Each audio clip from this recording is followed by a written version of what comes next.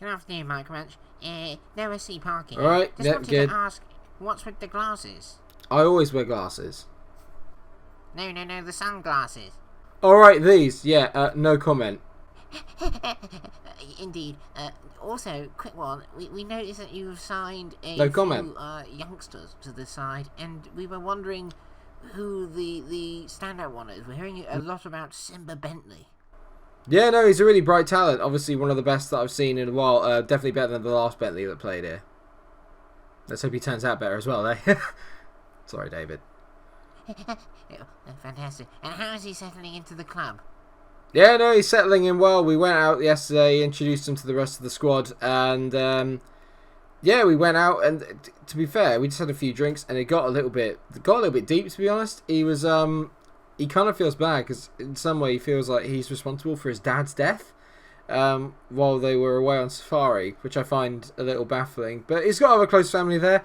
I say that, then randomly out of nowhere, his uncle sort of like started to attack him and tried to kill him. But obviously, me and Saeed, brothers, we walked in and we managed to stop it. That's why I've got, actually, well, I might as well say now, this is why I got the cut under the eye here.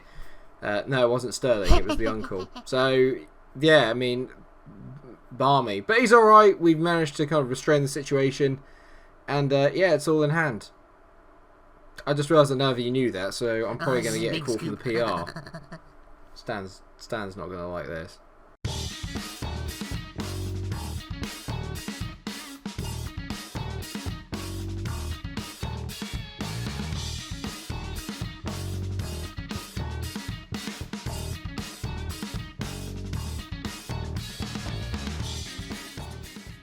Hello everybody. No, yeah, I'm back to my normal glasses now. As you can tell, there's no cut. It's acting. I'm waiting for the BAFTA nominations or Oscar calls. Can't wait. Anyway, starting with Simba Bentley. The more I look at him, the better he looks, to be fair. 16 years old, midfielder, looks absolutely banging for us, and I'm hoping by the end of the save we will at least get to see him play a few games for the club. I'm already enjoying the idea of the Youth Development Centre. It's just a shame I'm not going to get to explore it more in this save, although we might carry on a few more years, depending on how much we're enjoying it. Anyway, how have we been getting on off camera? Pretty well, to be fair, although there was a 1-1 draw hiccup away at St Mary's, which has kind of maybe put us slightly out of the title race, which I'll get onto in a minute. We then beat Burnley very convincingly 2-0 at home, and recently the backup brigade got an away 1-0 win against PSV in the Europa League quarter-final, and we had the second leg of that today.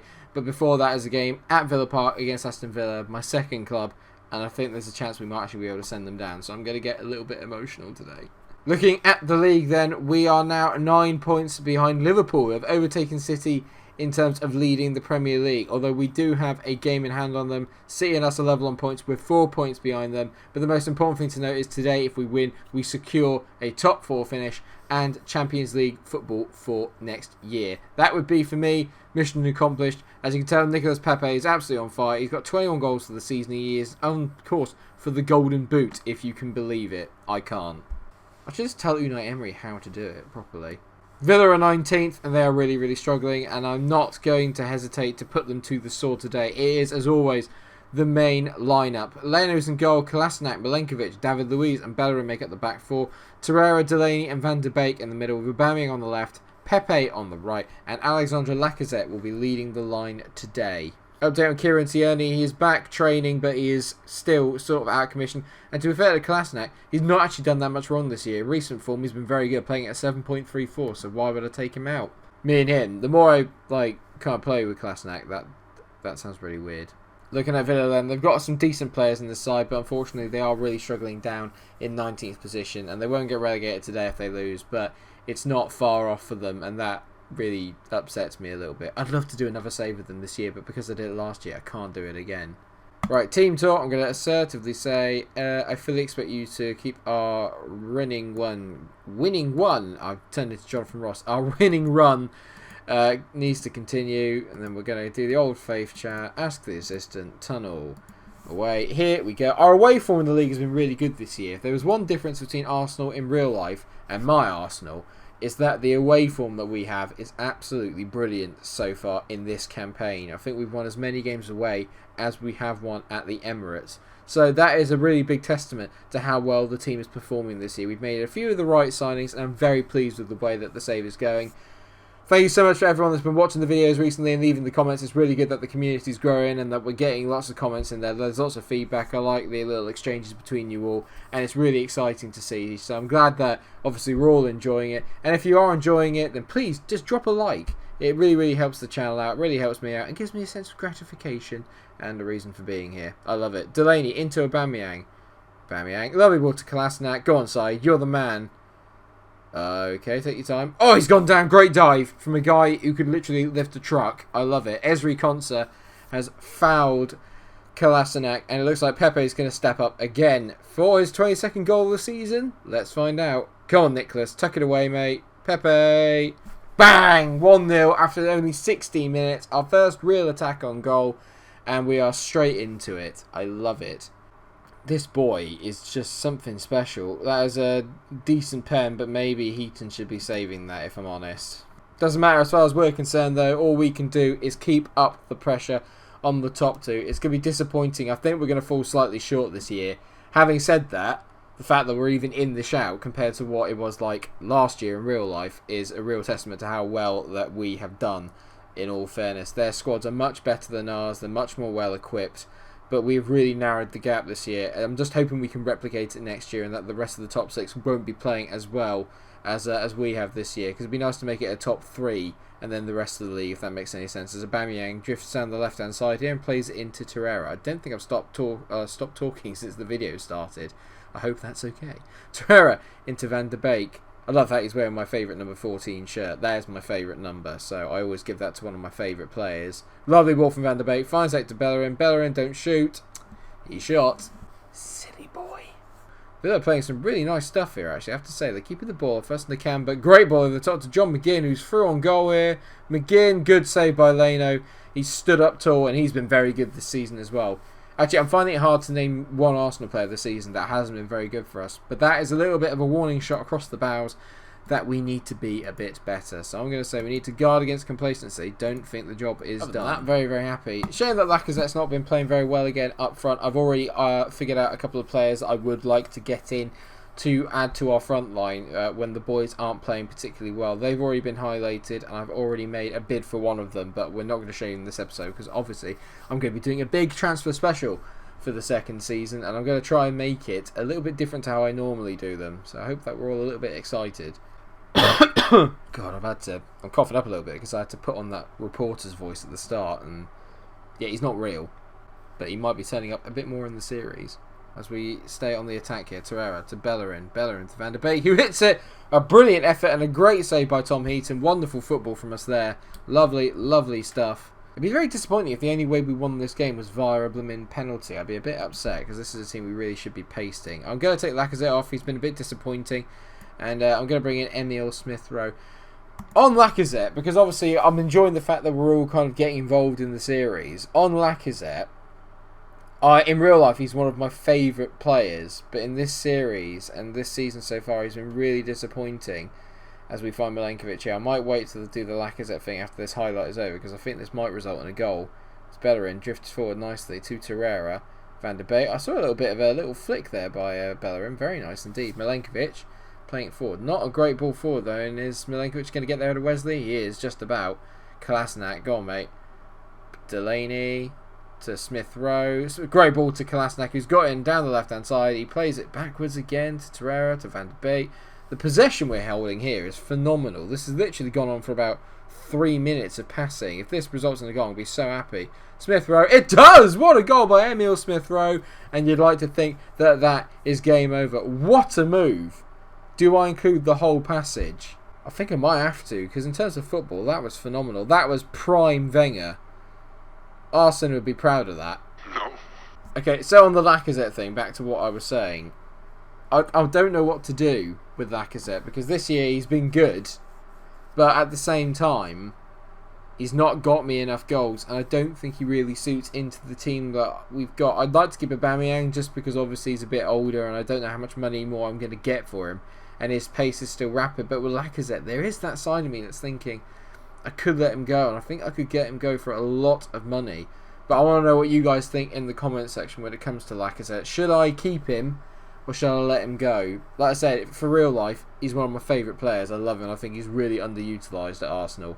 But in this save, he's not been great. So do I bite the bullet and just let him go and take the money and run? I don't know, or maybe I need to change formation. But you can see how well it's been doing this year, so why would I change? Lovely ball there from Torreira. Finds it to Bellerin. Bellerin to Pepe. Pepe into Aubameyang. Aubameyang, he's not... Why isn't he shot? Oh, Pepe from Aubameyang. He just can't stop scoring, Pepe. I love the fact we're so calm in the final third at the moment. We're just picking the right passes. I really thought Aubameyang was going to shoot here, but then he just decided to pop it off to Pepe instead, and in the end it turned out to be the right thing to do. Look at it. It does really well, Pepe, to keep himself on side. Smashes it past Heaton at his near post. Boom. 3-0. I'm so sorry, Villa. I'm so sorry. I'm sorry, Dad, if you're watching, mate. 3-0 at the end then, and Nicolas Pepe masterclass as always, with MikeRo getting on the score sheet as well. And I think he might be pushing maybe for that left wing spot next year. He's giving me a really, really tough ask at the moment to take him out of the side or not think about him for next year. He's been so good. Maybe he is ready for a first team spot. I don't know. That narrows the gap down to 6, but with only 5 games left, I can't see Liverpool losing twice, and I can't see City losing twice either. But we've done well, and more importantly is that we have secured Champions League football. I've literally not played, I don't think, the first team in the league, in the Europa League once this year. So if they win it, this will literally be all down to the youngsters. And we line up then. They were pretty good in the first leg, PSV. It was a very even game. And it was just yet again a last minute goal from Joe Willock that got us through. And he has been nothing short of phenomenal this year. I literally cannot implore you enough to get him. If and when you get FM20, make sure you try and sign Joe Willock if it's physically possible. He is absolutely phenomenal. And he will obviously start today as I run you through the Europa League squad. Martinez is in goal. Folkier, Holden, Kera and Maitland-Niles make up the back 4. Chambers, Guendouzi and Willock are the midfield 3, with MikeRo, Nelson and Gabriel Martinelli leading the line. PSV got a very decent team. I know Tony Latto's a decent player. Dumfries is obviously quite good. Bergwijn is their magic man, if anything. He's been phenomenal for a few years now. And here's a player I am looking at off of that left wing position, in all fairness. 22 years old, very decent, very good attributes. We cannot allow complacency to undo all the good work in the first leg. Go out there and treat it as if you're starting from scratch, and that's got a really, really good reaction from the guys. I'm starting to finally get a little bit of influence over the boys now, especially the youngsters. I seem to have quite a lot of influence over, which is good because obviously they're going to be growing and developing under me. The more they listen to me, the better this will be, and the easier it will be for everyone. It's the circle of strife. Can we pass the ball to take our place in a Europa semi? Obviously I'm singing the Circle of Life in reference to the intro. I cannot wait to play Simba. It's always great when you get like a new gen or a regen and like you're looking at them and just thinking, gold mine. Do you know what I mean? The name is a gold mine. I've got so many good sketches in my head I can do out of it, and so many references planned, and I can talk about all my creativity and all the things I've got planned because there's nothing happening in the game. We're dominating it, but we're not really scoring, clearly because it's 0-0. And yeah, they've not really offered anything, PSV, either. We're dominating the ball, we're having all the shots, and here we go. There is a highlight. Nelson whips the ball in. Kera, great save. MikeRo, he can't stop scoring at the moment. It's his 4th goal, and this is becoming my standard celebration. Yeah! No one left. Tiny micro munch, tiny temper, micro temper. Lovely header there by Kera, and MikeRo just gets there out of his man, smacks it in. Boom! 1-0, we're going to a semi. I'm going to get a semi. No, enough now. I haven't got one, just so you know. No one would notice if I had. Doan, driving forward. Doan, straight at Martinez. Lovely take. I want to see one more of those flat kicks. Oh. 1-0 at the break. Very, very simple, straightforward. I'm just going to say I'm very happy with the way things are going, lads. They need to score 2, which is probably the hardest thing that you can do against our team at the moment, because without sounding a bit arrogant, we are very good at the back, and that is in no small way down to my tactics. So, just saying, if I can get Arsenal to be defensively sound, then I think I should get some sort of medal, in all fairness. I'm glad I'm doing a weekend upload today, to be fair. I mean, it's mainly because obviously we're getting loads of views on the channel, it's spiralling a bit out of control, and I'm loving it, I'm loving the feedback, but more importantly, I'm just loving the game at the moment. I'm loving the save, and I have to say, if FM20 on the full release is anywhere near as good as the beta, and they knock out a couple of the patches, which they haven't really been that much, then I'm going to put my hand out there. I'm going to put myself on the ledge and say this could be the best FM for years, in all fairness. Which is weird, considering when we all saw the opening bits, we thought, well, there's not lots of changes or anything.